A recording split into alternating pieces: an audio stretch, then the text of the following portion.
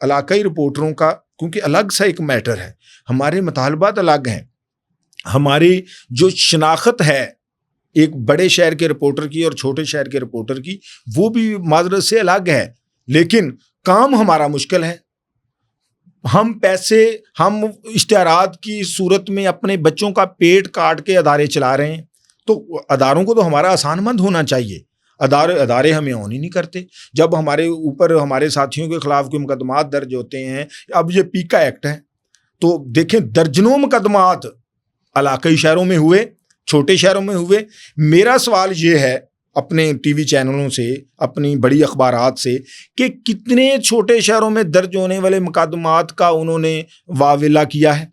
जब इस्लामाबाद में, लाहौर में, कराची में एक हमारे साथी के खिलाफ मुकदमा दर्ज हुआ तो वो तमाम टीवी चैनल चलाते रहे। तो मेरा सवाल ये है कि जब किसी छोटे शहर में वही दफ़ा के तहत और एक खबर लगाने की सूरत में, एक सहाफ़ती जिम्मेदारियों से रोकने की सूरत में अगर वही मुकदमा दर्ज होता है, तो पिछले दिनों में पिंड दादन खान जेलम डिस्ट्रिक्ट की तहसील है, तो वहाँ के प्रेसिडेंट प्रेस क्लब को गिरफ्तार करवा दिया एक एसी साहिबा ने कि इसने जी कमिश्नर साहब के सामने सवाल क्यों किया है। वो सवालात की सूरत में पुराने उसके चीज़ें निकाल के पीका एक्ट लगा के तो उसे गिरफ्तार करवा दिया। एक मसला थोड़ी है। और एक तो ऐसे कई मुकदमात हैं जिसको मुकदमात देखने के बाद वो हंसी आती है।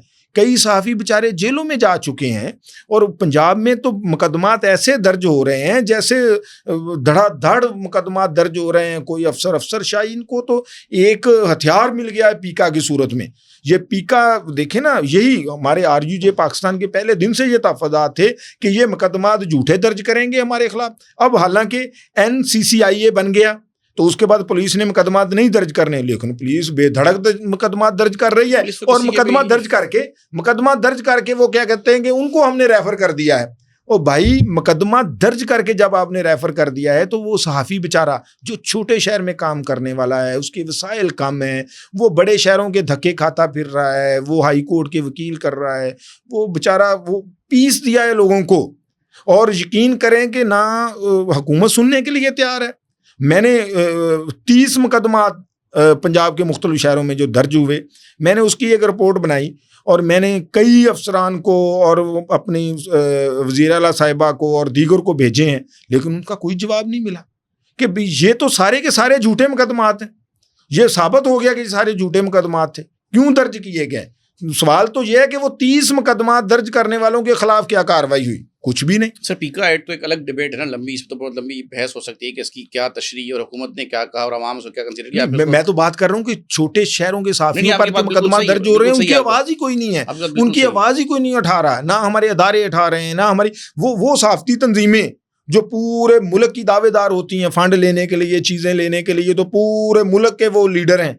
लेकिन जब वो मुकदमात हमारे ऊपर दर्ज होते हैं, मैंने जगह जगह पे मैं बताता हूं, जब किसी पर मुकदमा दर्ज होता है तो एक रोजनामा खबरें में खबर छपी जतोई में, तो अगले दिन वो उसने फेसबुक पे लगाई, तो उसका मुकदमा दर्ज हो गया।